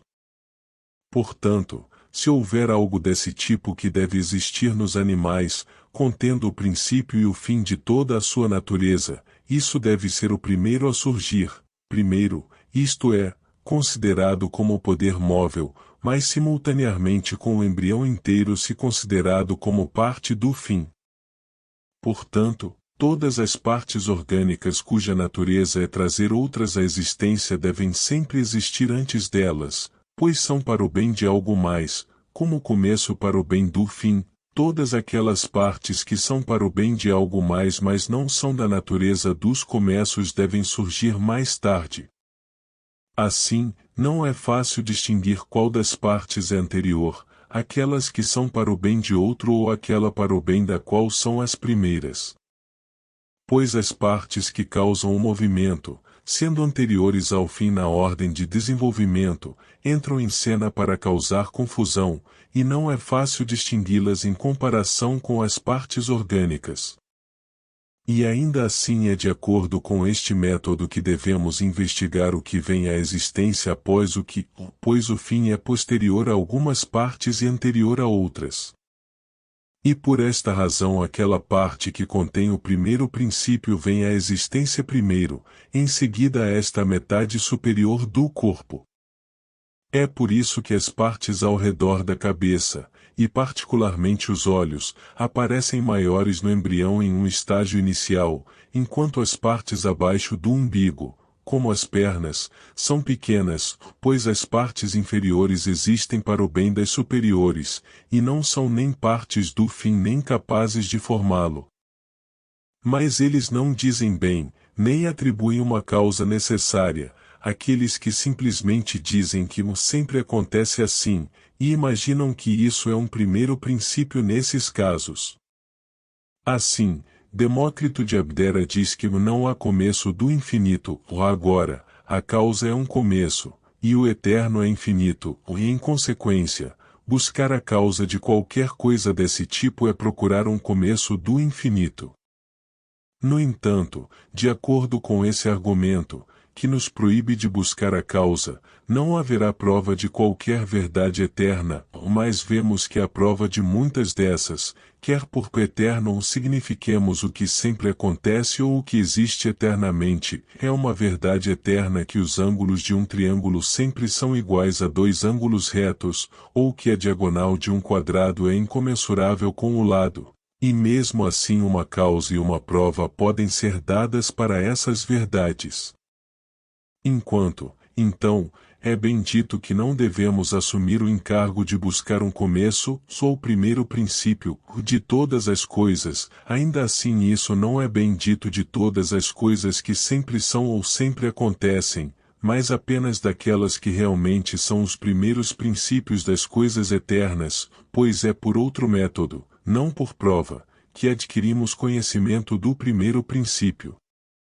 Agora, naquilo que é imóvel e invariável, o primeiro princípio é simplesmente a essência da coisa, mas quando chegamos a essas coisas que vêm à existência, os princípios são mais de um, variando em tipo e não todos do mesmo tipo, um destes é o princípio do movimento, e por isso em todos os sanguíneos o coração é formado primeiro, como foi dito no início, e nos outros animais o que é análogo ao coração. Do coração, os vasos sanguíneos se estendem por todo o corpo como nos diagramas anatômicos representados na parede, pois as partes ficam ao redor destes porque são formadas a partir deles. As partes homogêneas são formadas pelo calor e pelo frio, pois algumas são juntas e solidificadas pelo um e algumas pelo outro.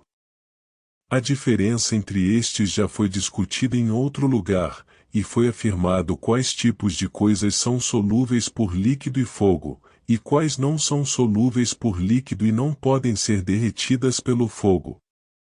O nutriente então se infiltra através dos vasos sanguíneos e dos canais em cada uma das partes, como a água em cerâmica não cozida, e assim é formada a carne ou seus análogos, sendo solidificada pelo frio, o que é porque também se dissolve pelo fogo.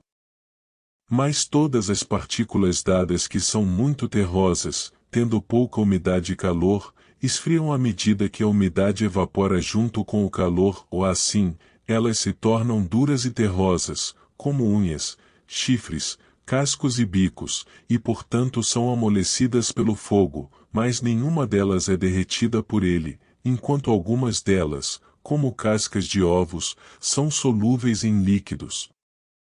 Os tendões e ossos são formados pelo calor interno à medida que a umidade seca, e por isso os ossos são insolúveis pelo fogo como cerâmica, pois assim como ela foram como que assados em um forno pelo calor no processo de desenvolvimento.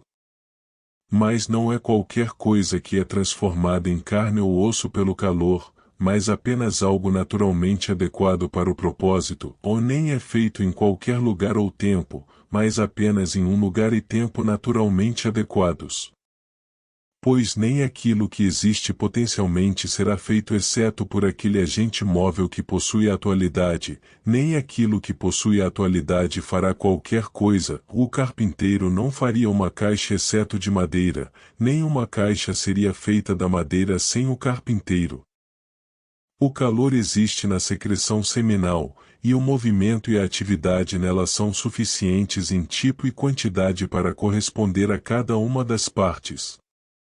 Na medida em que há alguma deficiência ou excesso, o produto resultante está em pior condição ou fisicamente defeituoso, da mesma forma que no caso de substâncias externas que são espessadas por fervura para que sejam mais palatáveis ou para qualquer outro propósito.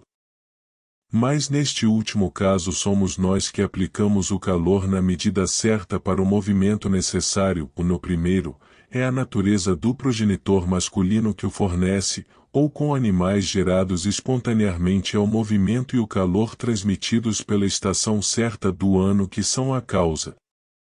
O resfriamento, por sua vez, é mera privação de calor. A natureza faz uso de ambos, e eles têm necessariamente o poder de produzir resultados diferentes, mas no desenvolvimento do embrião encontramos que um esfria e o outro aquece para algum propósito definido, e assim cada uma das partes é formada, ou assim, é em um sentido por necessidade, em outro por uma causa final, que eles tornam a carne macia, os tendões sólidos e elásticos, os ossos sólidos e quebradiços. A pele, novamente, é formada pela secagem da carne, como a espuma sobre substâncias fervidas. Ela é formada assim não apenas porque está do lado de fora, mas também porque o que é glutinoso, incapaz de evaporar, permanece na superfície. Enquanto em outros animais o glutinoso está seco, por esse motivo a cobertura dos invertebrados é testácea ou crustácea, nos vertebrados é mais da natureza da gordura. Em todos esses que não são de natureza muito terrosa, a gordura é coletada sob a cobertura da pele, um fato que aponta para a pele sendo formada a partir de uma substância glutinosa, pois a gordura é um tanto glutinosa.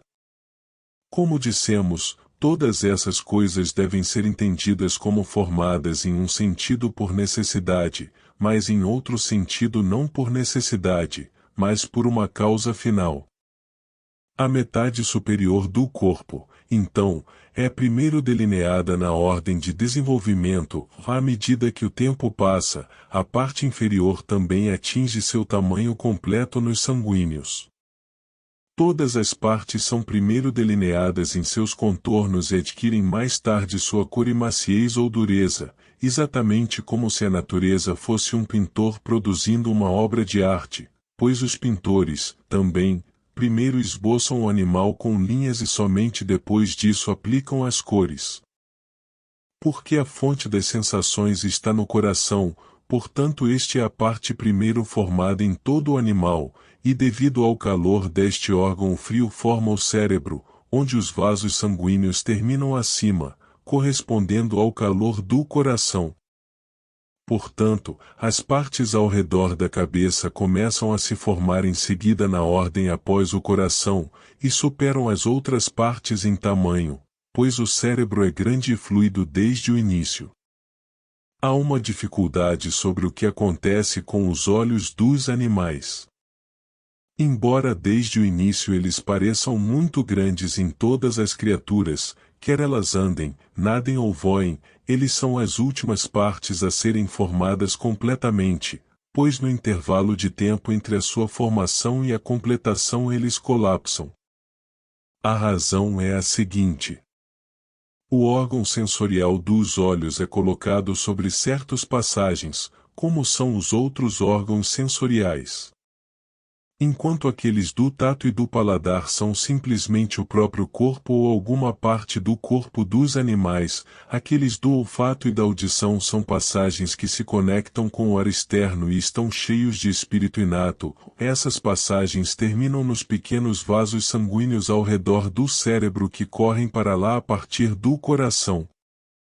Mas o olho é o único órgão sensorial que tem uma constituição corporal peculiar a si mesmo.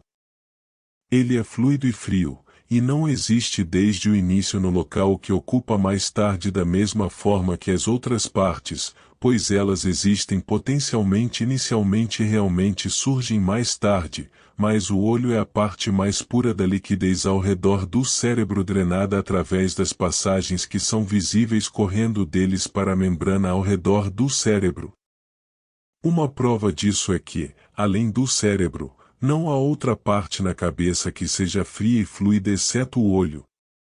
Portanto, por necessidade, essa região é grande no início, mas diminui posteriormente. Pois a mesma coisa acontece com o cérebro, inicialmente ele é líquido e grande, mas no curso da evaporação e cocção ele se torna mais sólido e diminui, e isso se aplica tanto ao cérebro quanto aos olhos. A cabeça é muito grande no início, por causa do cérebro, e os olhos parecem grandes por causa do líquido neles. Eles são os últimos órgãos a atingirem a conclusão porque o cérebro é formado com dificuldade, pois é em um período tardio que ele se livra de sua frieza e fluidez, e isso se aplica a todos os animais que possuem um cérebro, mas especialmente ao homem. Por esse motivo, o obregma é o último dos ossos a serem formados, ou mesmo após o nascimento, este osso ainda está macio em crianças. A causa disso ser mais frequente com homens do que com outros animais é o fato de que o cérebro deles é o mais fluido e maior. Isso novamente é porque o calor no coração do homem é o mais puro. Seu intelecto mostra quão bem ele é temperado, pois o homem é o mais sábio dos animais. E as crianças por muito tempo não têm controle sobre suas cabeças devido ao peso do cérebro, e o mesmo se aplica às partes que é necessário mover, pois é tarde que o princípio do movimento obtém controle sobre as partes superiores, e por último sobre aquelas cujo movimento não está diretamente conectado com ele, como o das pernas. Agora, a pálpebra é tal parte. Mas como a natureza não faz nada de supérfluo nem em vão, também está claro que ela não faz nada tarde demais ou cedo demais, pois se o fizesse o resultado seria ou em vão ou supérfluo. Portanto, é necessário que as pálpebras sejam separadas no mesmo momento em que o coração é capaz de movê-las. Então, os olhos dos animais são perfeitos tarde devido à quantidade de cocção exigida pelo cérebro, e por último todas as partes porque o movimento deve ser muito forte antes de poder afetar partes tão distantes do primeiro princípio de movimento e tão frias. E é evidente que tal é a natureza das pálpebras, pois se a cabeça for afetada por uma leve sonolência ou embriaguez ou qualquer outra coisa do tipo, não podemos levantar as pálpebras embora o seu próprio peso seja tão pequeno. Isso é tudo para a questão de como os olhos surgem e por que e por qual causa eles são os últimos a serem completamente desenvolvidos. Cada uma das outras partes é formada a partir do nutriente, aquelas mais honrosas e participantes do princípio soberano do nutriente que é primeiro, mais puro e completamente cozido, aquelas que são apenas necessárias para o bem das partes anteriores do nutriente inferior e dos resíduos deixados pelos outros. Pois a natureza, como um bom chefe de família, não tem o hábito de jogar fora qualquer coisa da qual seja possível fazer algo útil.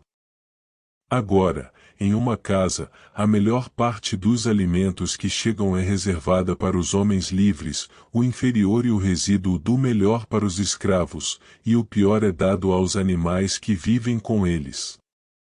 Assim como o intelecto age assim no mundo exterior visando o crescimento das pessoas envolvidas, também no caso do embrião, a natureza forma a partir do material mais puro a carne e o corpo dos outros órgãos sensoriais, e dos resíduos destes os ossos, tendões, cabelos, e também unhas, cascos e coisas semelhantes, portanto, estes são os últimos a assumirem sua forma, pois precisam esperar até que a natureza tenha algum resíduo a mais para poupar. Os ossos, então, são feitos na primeira conformação das partes a partir da secreção seminal ou resíduo. Conforme o animal cresce, os ossos crescem a partir do alimento natural, sendo o mesmo que o das partes soberanas, mas disso eles só absorvem os resíduos supérfluos. Pois em toda parte o alimento pode ser dividido em dois tipos, o primeiro e o segundo. O primeiro é o nutritivo, sendo aquele que dá sua essência tanto ao todo quanto às partes. O último está relacionado ao crescimento, sendo aquele que causa aumento quantitativo. Mas estes devem ser distinguidos mais plenamente posteriormente. Os tendões são formados da mesma maneira que os ossos e dos mesmos materiais, a secreção seminal e o resíduo nutritivo. Unhas, cabelos, cascos, chifres, bicos, os esporões dos galos e quaisquer outras partes semelhantes, ao contrário, são formados a partir do nutriente que é absorvido mais tarde e apenas relacionado ao crescimento, em outras palavras, o que é derivado da mãe, ou do mundo externo após o nascimento. Por essa razão, os ossos, por um lado, só crescem até certo ponto, pois há um limite de tamanho em todos os animais, e portanto também do crescimento dos ossos. Se estes pudessem sempre crescer, todos os animais que têm ossos ou seu análogo cresceriam enquanto vivessem, pois estes definem o limite de tamanho dos animais. Qual é o motivo de eles não aumentarem sempre em tamanho deve ser declarado mais tarde. Cabelos, ao contrário, e crescimentos semelhantes ao cabelo continuam crescendo enquanto existirem, e aumentam ainda mais em doenças e quando o corpo está envelhecendo e se deteriorando, porque mais matéria residual é deixada, já que devido à velhice e à doença menos é gasto nas partes importantes, embora quando a matéria residual também falha por idade, o cabelo falha com ela. Mas o contrário é verdadeiro com os ossos, pois eles se deterioram junto com o corpo e as outras partes. O cabelo realmente continua crescendo após a morte, no entanto, não começa a crescer então. Sobre os dentes, uma dificuldade pode ser levantada. Eles têm na verdade a mesma natureza dos ossos e são formados a partir dos ossos, mas as unhas, o cabelo, os chifres e coisas semelhantes são formados a partir da pele, e é por isso que mudam de cor junto com ela, pois ficam brancos, pretos e de todas as cores de acordo com a da pele. Mas os dentes não fazem nada desse tipo, pois são feitos dos ossos em todos os animais que têm tanto ossos quanto dentes. De todos os ossos, eles são os únicos que continuam crescendo ao longo da vida, como é evidente com os dentes que crescem fora da linha reta de modo a não se tocarem mais. A razão de seu crescimento, como uma causa final, é a sua função, pois eles logo seriam desgastados se não houvesse algum meio de preservá-los. Mesmo assim, eles são completamente desgastados na velhice em alguns animais que comem muito e não têm dentes grandes, já que seu crescimento não está em proporção com sua desgaste. E assim, a natureza concebeu bem para atender ao caso nisso também, pois ela faz com que a falha dos dentes se sincronize com a velhice e a morte. Se a vida durasse 1000 ou 10.000 anos, os dentes originais teriam sido muito grandes mesmo, e muitos conjuntos deles teriam sido produzidos, pois mesmo se crescessem continuamente, ainda seriam desgastados e se tornariam inúteis para seu trabalho. A causa final de seu crescimento foi agora declarada, mas além disso, na realidade, o crescimento dos dentes não é o mesmo que o dos outros ossos. Estes últimos todos entram em ser na primeira formação do embrião e nenhum deles mais tarde, mas os dentes o fazem mais tarde. Portanto, é possível para eles crescerem novamente após o primeiro conjunto cair, pois embora toquem nos ossos, não são conatos com eles. Eles são formados, no entanto, a partir do nutriente distribuído para os ossos, e assim têm a mesma natureza, mesmo quando os ossos têm seu próprio número completo. Outros animais nascem em posse de dentes ou seu análogo, já menos em casos contrários à natureza, porque quando são libertados do progenitor, são mais perfeitos do que o homem, ou mais o homem, também a menos em casos contrários à natureza, ou nasce sem eles. A razão será declarada mais tarde porque alguns dentes são formados e caem, mas outros não caem. É porque tais partes são formadas a partir de um resíduo que o homem é o mais nu em corpo de todos os animais e tem as unhas mais pequenas em proporção ao seu tamanho, ele tem a menor quantidade de resíduo terroso, mas essa parte do sangue que não é concoctada é o resíduo, e a parte terrosa nos corpos de todos os animais é a menos concoctada. Agora declaramos como cada uma das partes é formada e qual é a causa de sua geração. Capítulo 7. Nos animais vivíparos, como já mencionado anteriormente, o embrião obtém seu crescimento através do cordão umbilical. Pois uma vez que o poder nutritivo da alma, assim como os outros, está presente nos animais, ela imediatamente envia este cordão como uma raiz para o útero. O cordão consiste em vasos sanguíneos envoltos em uma bainha, mais numerosos nos animais maiores como o gado e semelhantes, nos menores, nos de tamanho intermediário. Através deste cordão, o embrião recebe seu nutriente na forma de sangue, pois o útero é o término de muitos vasos sanguíneos. Todos os animais sem dentes frontais no maxilar superior, e todos aqueles que os têm em ambos os maxilares e cujo útero não tem um grande vaso sanguíneo passando por ele, mas muitos próximos entre si em vez disso, todos estes têm no útero os chamados cotilédones, com os quais o cordão umbilical se conecta e está intimamente unido, pois os vasos que passam pelo cordão correm para trás e para frente entre o embrião e o útero e se dividem em vasos menores por todo o útero, onde eles terminam, lá são encontrados os cotilédones. Sua convexidade é voltada para o útero, a concavidade para o embrião. Entre útero e embrião estão o córion e as membranas. Conforme o embrião cresce e se aproxima da perfeição, os cotilédones se tornam menores e finalmente desaparecem quando ele está perfeito. Pois a natureza envia o nutriente sanguíneo para o embrião nesta parte do útero como ela envia leite para as mamas, e porque os cotilédones são gradualmente agregados de muitos para poucos, o corpo do cotilédone se torna como uma erupção ou inflamação. Enquanto o embrião é comparativamente pequeno, incapaz de receber muito nutriente, eles são planos e grandes, mas quando ele aumenta de tamanho, eles caem juntos. Mas a maioria dos animais que têm dentes frontais em ambos os maxilares e não têm chifres não tem cotilédones no útero, mas o cordão umbilical corre para encontrar um vaso sanguíneo, que é grande e se estende por todo o útero. Desses animais, alguns produzem um jovem de cada vez, outros mais de um, mas a mesma descrição se aplica a ambas essas classes. Isso deve ser estudado com a ajuda dos exemplos retirados da anatomia e das investigações.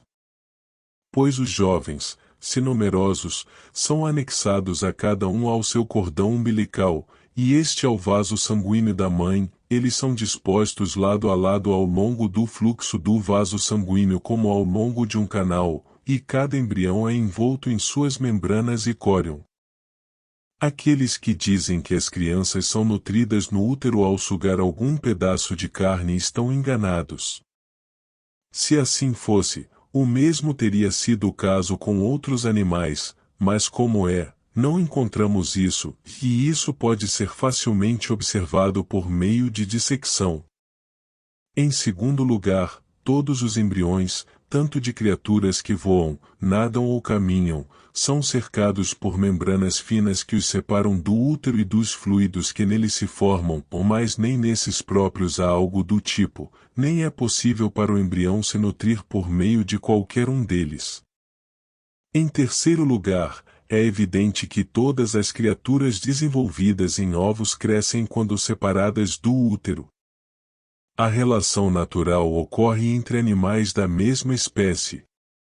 No entanto, aqueles também se unem cuja natureza é próxima e cuja forma não é muito diferente, se o tamanho deles for praticamente o mesmo e se os períodos de gestação forem iguais. Em outros animais, tais casos são raros, mas ocorrem com cães, raposas e lobos. Os cães indianos também surgem da união de um cão com algum animal selvagem semelhante a um cão. Uma coisa semelhante foi vista acontecer em aves amativas, como perdizes e galinhas. Entre as aves de rapina, pensa-se que falcões de diferentes formas se unem, e o mesmo se aplica a algumas outras aves. Nada digno de menção foi observado nos habitantes do mar, mas o chamado rinobatisco especialmente é considerado surgir da união dos rhini e umbatus. E o provérbio sobre a Líbia, de que a Líbia está sempre produzindo algo novo, disse ter se originado de animais de espécies diferentes se unindo uns aos outros naquele país, pois disse que por causa da falta de água todos se encontram nos poucos lugares onde as nascentes são encontradas, e que até diferentes tipos se unem como consequência.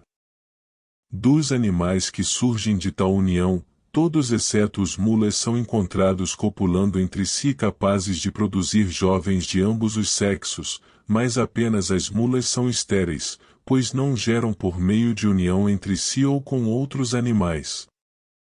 O problema do porquê qualquer indivíduo, seja masculino ou feminino, é estéril é geral, pois alguns homens e mulheres são estéreis, e também outros animais em seus vários tipos, como cavalos e ovelhas.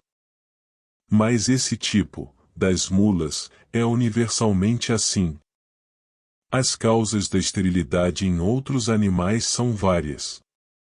Tanto homens quanto mulheres são estéreis desde o nascimento quando as partes úteis para a união são imperfeitas, de modo que os homens nunca crescem uma barba, mas permanecem como eunucos, e as mulheres não atingem a puberdade. A mesma coisa pode acontecer com outros à medida que os anos avançam, às vezes por causa do corpo estar muito bem nutrido, pois homens que estão em condições muito boas e mulheres que estão muito gordas a secreção seminal é absorvida pelo corpo, e os primeiros não têm sêmen, as últimas não têm menstruação ou outras vezes, por causa da doença, os homens emitem o sêmen em estado frio e líquido, e os corrimentos das mulheres são ruins e cheios de secreções mórbidas. Muitas vezes, também, em ambos os sexos, esse estado é causado por ferimentos nas partes e regiões contribuintes para a cópula. Alguns desses casos são curáveis, outros incuráveis, mas os sujeitos especialmente permanecem estéreis se algo do tipo tiver acontecido na primeira formação das partes no embrião, pois então são produzidas mulheres de aparência masculina e homens de aparência feminina, e nas primeiras a menstruação não ocorre, nas últimas o sêmen é fino e frio. Por isso é com razão que o sêmen dos homens é testado na água para descobrir se é infértil, pois o que é fino e frio se espalha rapidamente na superfície, pois o bem cozido é quente de fato, mas o que é firme e grosso é bem cozido. Eles testam as mulheres por meio de pessários para ver se os cheiros deles permeiam de baixo para cima até a respiração da boca e por cores untadas nos olhos para ver se elas tingem a saliva. Se esses resultados não ocorrerem, é um sinal de que os passagens do corpo, através dos quais as menstruações são secretadas, estão obstruídas. Capítulo 8.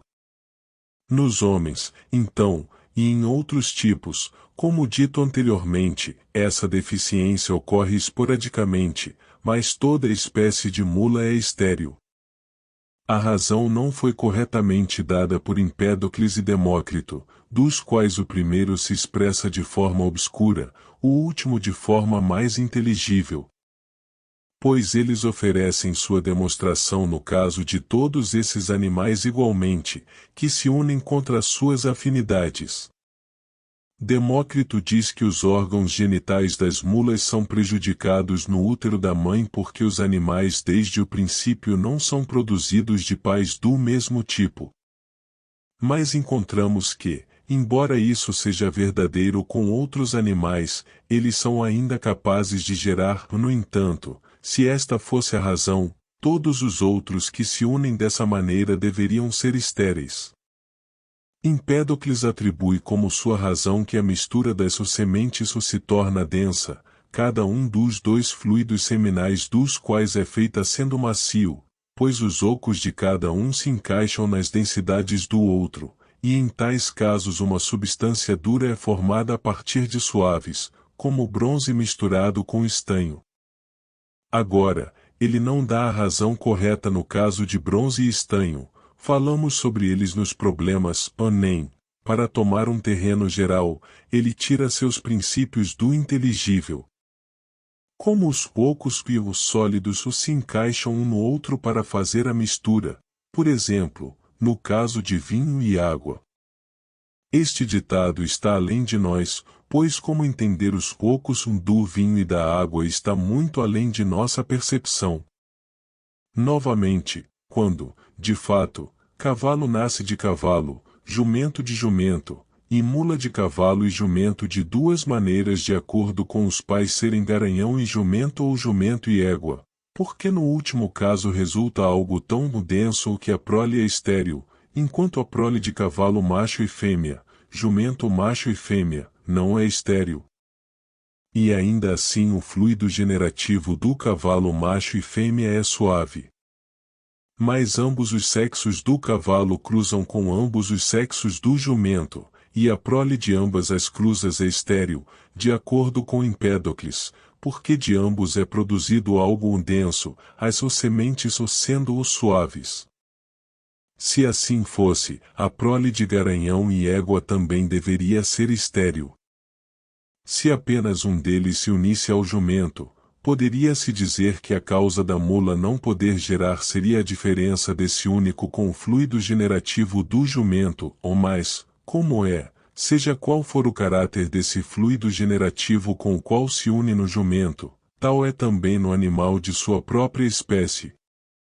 Então, novamente, o argumento é destinado a se aplicar tanto aos machos quanto às fêmeas de mulas, mas o macho gera aos 7 anos de idade, dizem, é a fêmea sozinha que é completamente estéril, e mesmo ela só o é porque não completa o desenvolvimento do embrião, pois uma fêmea de mula foi conhecida por conceber.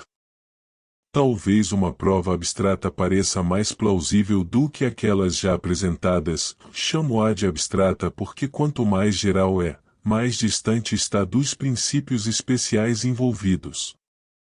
Ela segue mais ou menos assim. De macho e fêmea da mesma espécie, nascem naturalmente macho e fêmea da mesma espécie dos pais, por exemplo, filhotes machos e fêmeas de cães machos e fêmeas.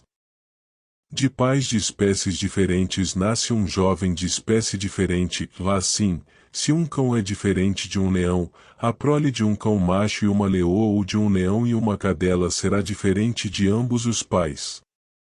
Se isso é verdade, então, uma vez que mulas são produzidas de ambos os sexos e não são diferentes em espécie entre si, e uma mula nasce de cavalo e jumento e estes são diferentes em espécie de mulas, é impossível que qualquer coisa seja produzida a partir de mulas. Pois outra espécie não pode ser, porque o produto de macho e fêmea da mesma espécie também é da mesma espécie, e uma mula não pode ser, porque isso é o produto de cavalo e jumento que são diferentes em forma, e foi estabelecido que de pais diferentes em forma nasce um animal diferente. Agora, essa teoria é muito geral e vazia. Pois todas as teorias que não se baseiam nos princípios especiais envolvidos são vazias, elas apenas parecem estar conectadas com os fatos sem realmente estarem. Assim como argumentos geométricos devem começar a partir de princípios geométricos, o mesmo ocorre com os outros, o que é vazio pode parecer ser algo, mas na realidade não é nada. Agora, a base dessa teoria em particular não é verdadeira, pois muitos animais de espécies diferentes são férteis entre si, como foi dito antes. Portanto, não devemos investigar questões de ciência natural dessa maneira, assim como qualquer outra questão, é mais provável que encontremos a razão considerando os fatos peculiares às duas espécies envolvidas, cavalo e jumento. Em primeiro lugar, cada um deles, se acasalado com seu próprio tipo, dá à luz apenas um jovem e, em segundo lugar, as fêmeas nem sempre são capazes de conceber do macho, por isso os criadores colocam o cavalo com a égua novamente em intervalos. Na verdade, tanto a égua quanto a jumenta são deficientes em menstruação, produzindo menos do que qualquer outro quadrúpede, e a jumenta não aceita a impregnação, mas espelha o sêmen com sua urina, por isso os homens a açoitam após o ato sexual. Novamente, o jumento é um animal de natureza fria, e por isso não costuma ser produzido em regiões frias, porque não suporta o frio, como na Sítia e nos países vizinhos e entre os celtas além da Ibéria, pois esse país também é frio. Por esse motivo, eles não colocam os jegues nas fêmeas no equinócio, como fazem com os cavalos, mas cerca do solstício de verão, para que os filhotes de jumento nasçam em uma estação quente, pois as mães dão à luz na mesma estação em que são impregnadas. O período de gestação tanto de cavalo quanto de jumento é de 1 ano. O animal, então, sendo, como foi dito, de natureza tão fria, seu sêmen também deve ser frio.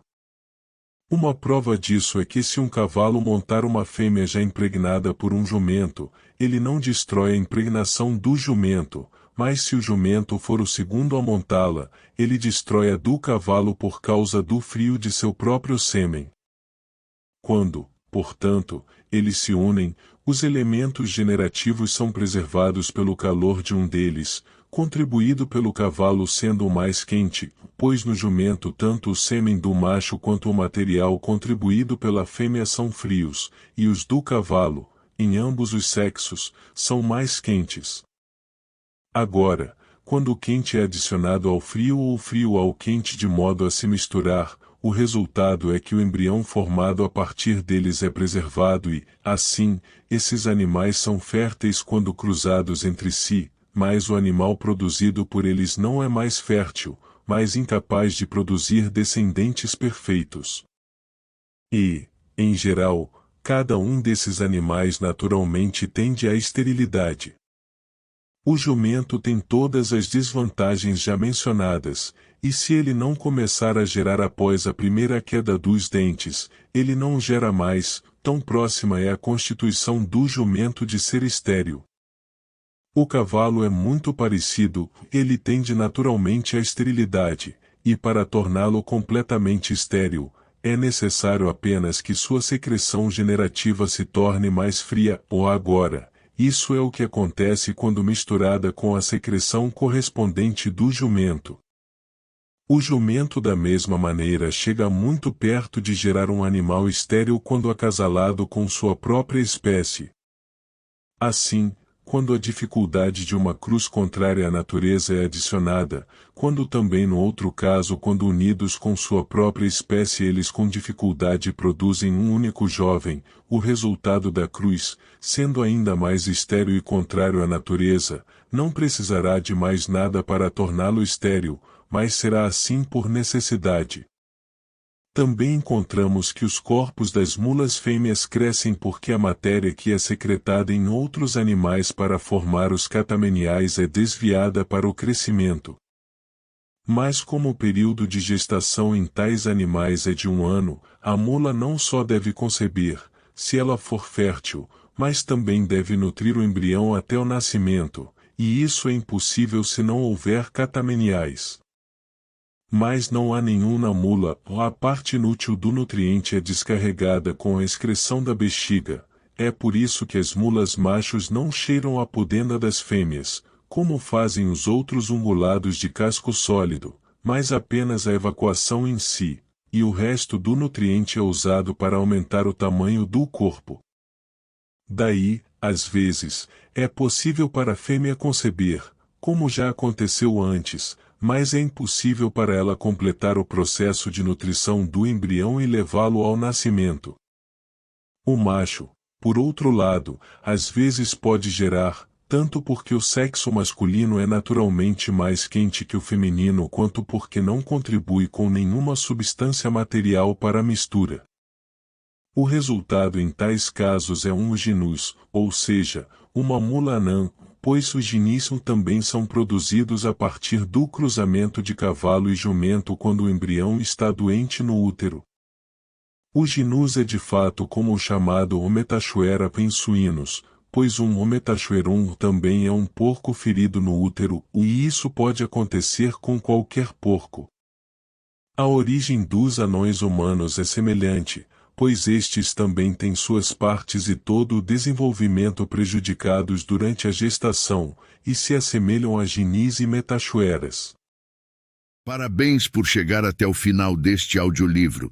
Nós gostaríamos que você compartilhasse o seu saber conosco, escrevendo nos comentários do vídeo sobre os assuntos abordados no livro, para podermos debater ideias, insights e sugestões. Se você gostou do livro, deixe seu like e inscreva-se no nosso canal para não perder nenhum audiolivro. Obrigado por fazer parte da nossa comunidade.